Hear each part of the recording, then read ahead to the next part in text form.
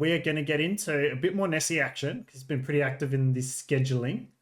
And we're going to see Nessy versus Dodo, the grand final rematch at it in the same division. I'm pretty excited for this one. I think they're both very, very talented players. And we've got two really cool maps. So we know Nessy.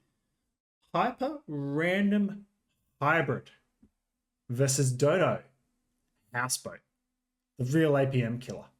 The Wandering Warriors map of pleasure for caster and pain for the player.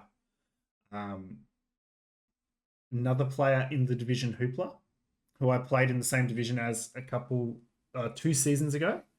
Hoopla was a houseboat picker too. I've played on it. I actually enjoy it. But it's certainly not the easiest map. There's certainly lots of different ways to go about it. So game 1 is actually on houseboat. So I think we're just going to... Ooh. Capture age.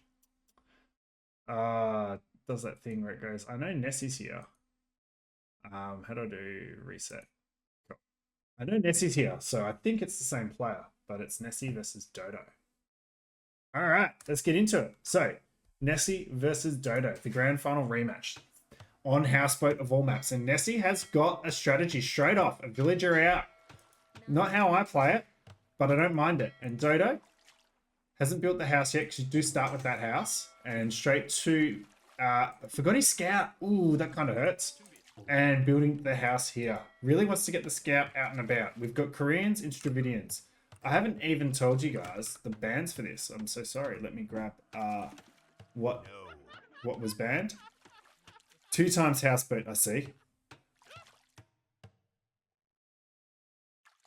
Not sure what that's in reference to. Let me quickly bring this up. And bans in game 1 are Biz versus Portuguese. Bans in game 2 is Armenians and Persians. Armenians just not getting the love. So now we see the transitional period, picking up the villagers, dropping them off, getting them onto other resources. Nessy with the lumber camp already and taking the shorefish. So important is that you have a couple of buffalo all over the place. So if you can find them and get them under your TC, it's really good. Dodo thought he was playing on the other map and getting houseboat twice. Every corner of the map has hunt. It's always important to know that there is always hunt in the corners of the map. So this is really handy for Dodo in terms of their TC placement. Nessy getting a bit ripped off by not getting a boar. You know, Dodo screwed up the sieves. Whoops. Guess that's a bit of a... Web preparation's important, I suppose.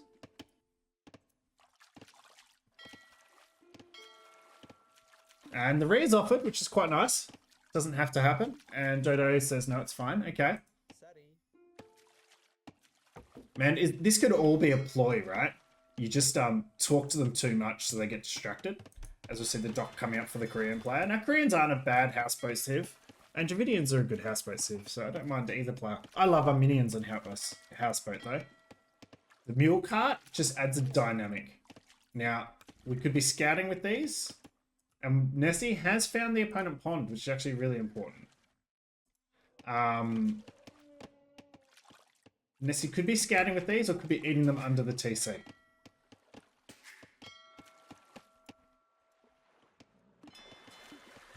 So timings in houseboats really important as we see a rush house and the Dravidians building their secondary house.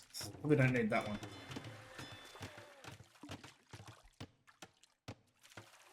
Let's see if that's realized. I don't think it will, but that's fine. And what's the Dodo scouting like? Dodo's done a good job of scouting around the base.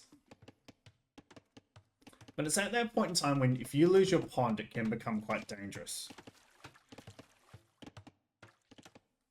I do like having forward buildings. I personally like docking forward on my pond.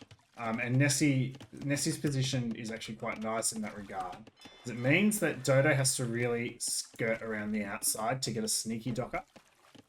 And knowing where the pond is critical. So you either defend or you push on Houseboat. It's a fun map. There's a lot of strategy in it. You're just dying because you're transporting vills back and forth the entire time. And I think this must be the sneak vill. And we're going to go and try and find the opponent dock.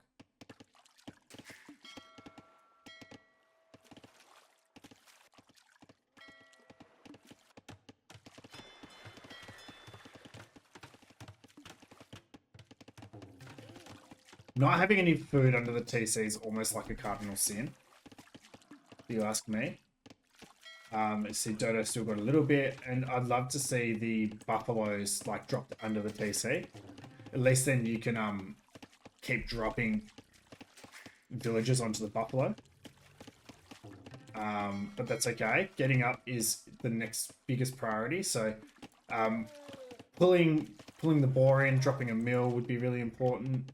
And it's quite easy for Dodo here to drop a mill and get 4 deer and a elefanto. That is a reason I love our minions, because you get the mule cart capability. You can actually just go straight to hunt as well, and then go from hunt to wood, so you can have quite a spread out economy, as well as having a pretty strong water sieve. But both players up very similar times, very similar economy. Dodo just with that extra fishing ship, which will make a difference. As you can see, the resources collected just slowly adding up. Now, neither player with a forward vill yet.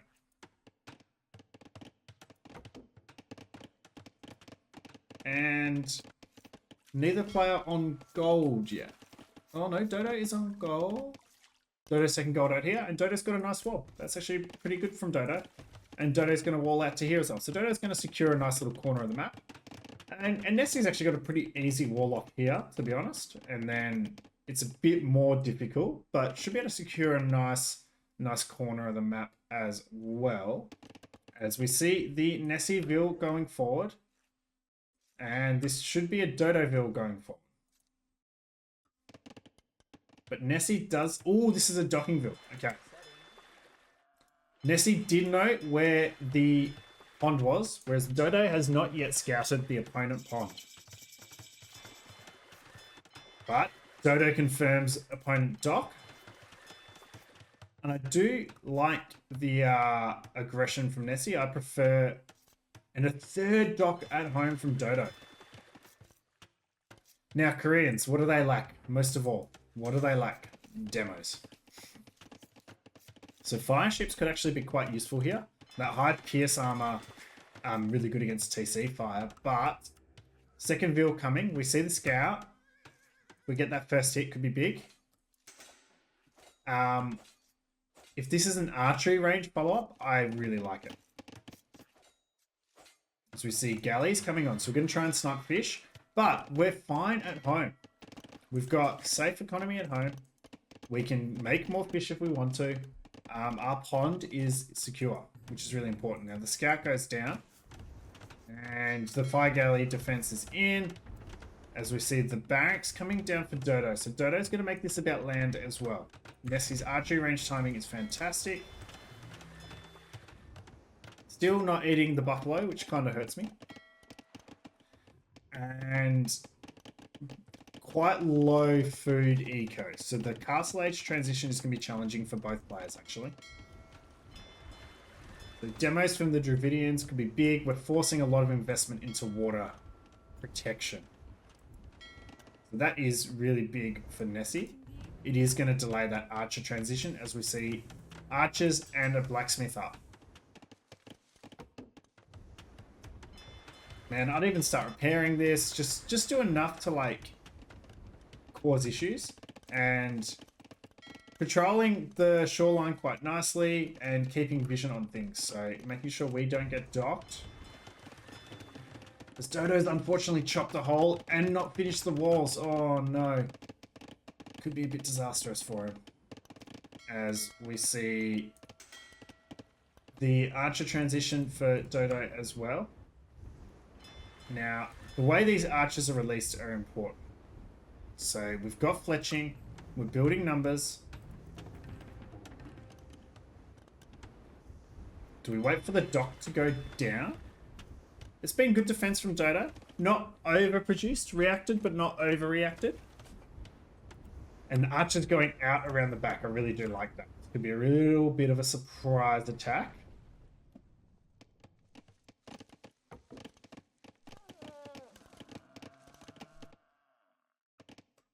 And just having that low HP scout is really important. We know the wood line's over here.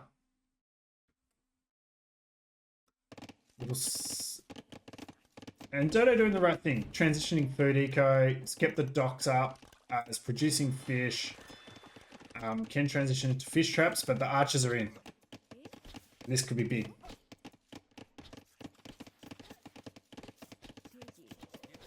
And Dodo's archers are at home. But with fletching in for Nessy, that's really big. It counteracts the Korean armor advantage and a bit of micro. And these vills are going to have some issues. Dodo does well to get the wall up, but hopefully we'll find out about this as well. And fletching from Dodo. So good reaction and going forward. Quite nice. Needs to get this wall up, Dodo. Needs to get this wall up. Ooh, could be a problem. But at the same time, 4 archers are going to catch these vills in the act of getting the ball. And this is really good for Dodo. So both players trading bases quite nicely here. We do have the 5 eco kills for Nessy at the moment. The 1 for Dodo. Nessy does get the vills out, but these are going to be hard for Nessy to deal with. It's a bit of a big base trade. Both players really doing the right thing, but I think Nessy's just getting the better value from being there earlier. That scout's getting more kills than it really deserves to, and this is a great tower reaction. And this is probably what Dodo missed, is a tower reaction to defend the eco, as we just see idle eco this whole way through.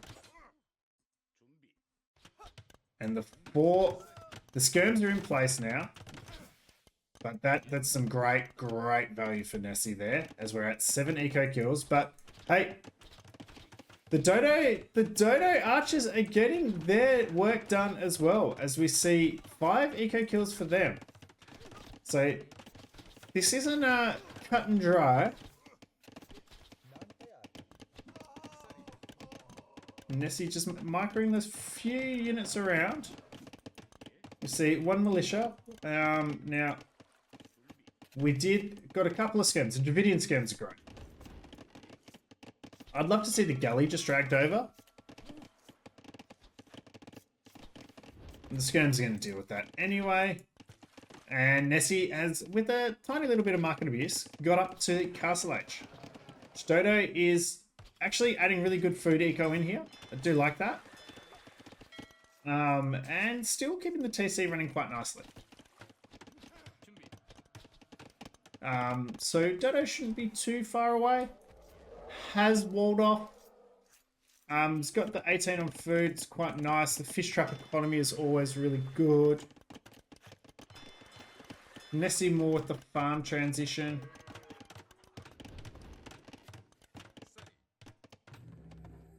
And running into the skirms with the archers. So it does have to pull back, which is the right decision.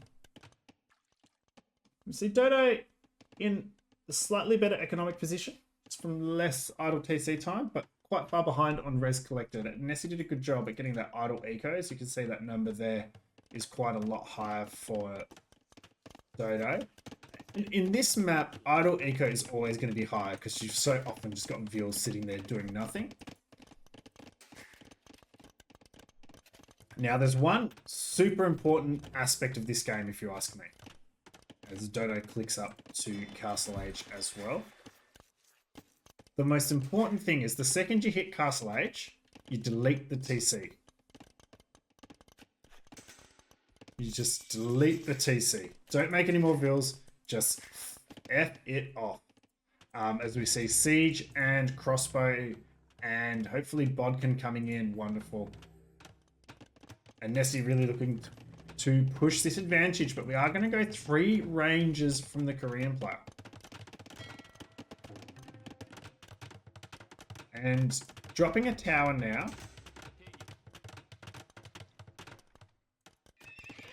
And a bit of cheeky light cav action. So, TC. Once that's up, please delete this TC. Please delete this TC.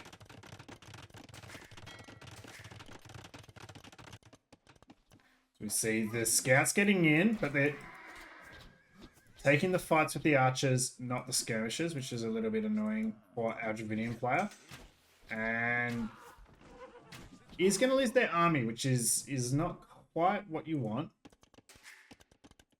And well, I don't think we're deleting it with 5 deals in queue, but please delete it, Dodo. You become my favorite. And now we've got to keep guard tower, sorry. The guard tower is quite handy to have as a defensive structure for the Korean player. Siege is a great investment here. And that's a big hit. And that's a lot of archers going down. And that's a couple of really big hits there. And crossbow coming in. But we should be able to put some real pressure on with the siege. And start to kill some production buildings and get to the market, as we do see a siege workshop coming in for our Korean player as well. And the Dravidians just getting that extra 200 food on aging up, just starting to add up as they able just to afford TCs, siege workshops. Cheaper siege is really nice. The wood discount means the mangoes are flowing out. We've got an armored elephant coming in. Korean siege is no joke though. Koreans do get that extra range and that reduced minimum range as well. I think they have to buy the extra range, but the reduced minimum range is good. And here's the armored boy.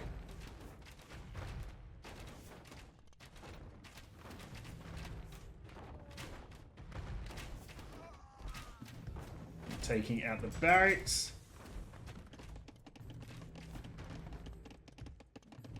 And I think it's just going to be a slow push from the Dravidian player here.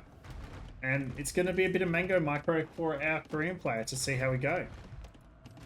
Has done well to keep producing. Has got a fairly nice army number here. Has got more and the better army, I think. It's just all about this siege micro. And how much attention is our Dravidian player paying. As the barracks is about to get... And there's the mango. Oh, 1 for 1. Great trade. Nessy will take that. I thought that was almost going to be a 2 for 1. Got value on 2 hits, but this could be problematic. Ooh, good micro. Great micro. Dodo needs to be careful though. It's just going to take a couple of half shots landing and this fight turns the other direction. And there is one of them. And whilst it is a low HP mango, this light cav, and there is another mango out the back, and we should keep it alive. Yeah. And the armored elephant's still going. Another mango on its way, and the GG's called though. Dodo calls the GG. And Nessy takes game 1. Why did it come up as best of 5? Need to change that. Play all 2. Leagues. Season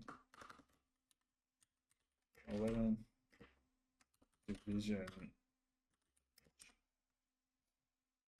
and that is game 1 for Nessy in the grand final rematch. So unfortunately it doesn't go as deep as we can like it on these rematches, but a play or 2 is going to be a bit of fun. And Nessy taking out the away map to start with. So houseboat, bit tricky. Got a bit lucky, well not lucky, but got a lot of value on 2 missed palisades, 1 over chop and 1 just missed. And Dodo maybe just making a couple of mistakes in the drafting stage, thinking that they were going to a different map. But let us get into game 2. At least with the way the AOE Leagues draft works, you might not have the civ you exactly wanted for game 2.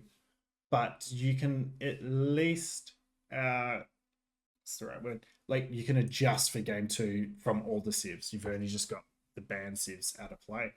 So, Nessy on hyper random hybrid versus Dodo, and holy outposts. 6 outposts. An army tent. Oh, I was hoping it was Hut B. A warrior priest. Both Kados, you'll love this. Both players getting a warrior priest. And a stable man. So much has happened here, but we see the Bengalis into the Saracens, and Nessy proving to like the Saracens on this map. I'll tell you what I'd be doing. This could be a bit cheeky. I would start getting all the relics and just dragging them under my TC. Is that bad?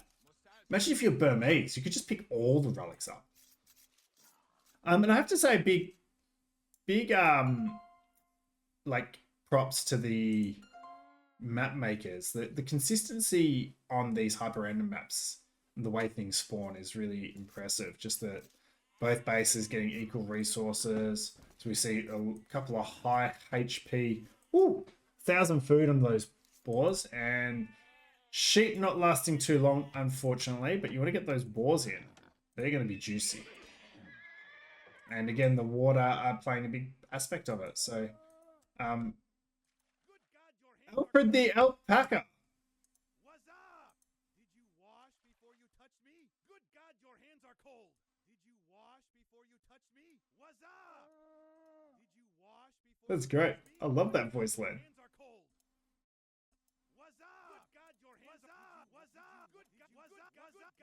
I hope no one's actually here to watch this.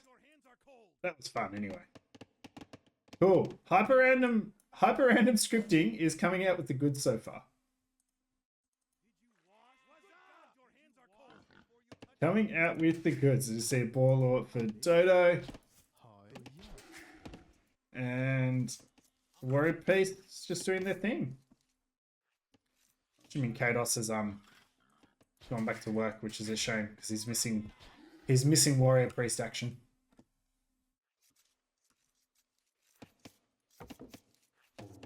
And let's have a look. This is such a nice thing. So there's only 24k gold on this map. So there's like the three gold piles per 4 gold piles per island, and 17k stone. And it's relatively resource low for this map. So Dodo versus Nessy. It's going to be interesting to see how we go here. Dodo with a bit of idle TC time to start. Maybe struggling with the adaptation to the hyper random start. It is quite different. But then it just becomes standard, right? And probably trying to find that water, and there you go. Gets a dock out. Well done, Dodo. You see Nessy maybe playing a little bit less of a hybrid build here.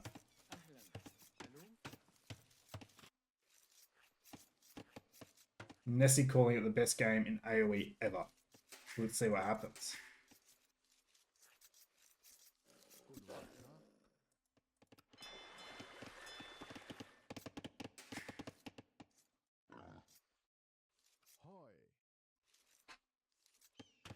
The HP on the attack on these warrior priests is actually quite scary if you've got an unlimbed Vil nearby. But both warrior priests staying on their islands. Vision you get is kind of huge, right? I love this. Can every game start with this many watchtower outposts? I'd love that. And Loom in for Nessy, and Nessy should have plenty of food here to force drop and go up. And then let us see for Dodo going that more hybrid-esque build. Should be up a little bit slower, but hang on. I've got no food. I think Dodo just missed the boar. Yeah, Dodo's missed that boar, which really hurts because there is 500 food on that. Is out taking the Ibex, which is fine.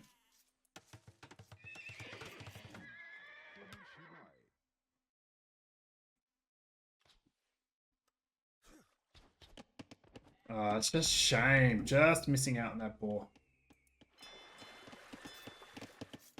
But getting that hybrid build, getting those ships out, looking in a pretty good position, really. And, whoop. Jesus, the wolf just dies. Can you heal yourself? Nah, you can't.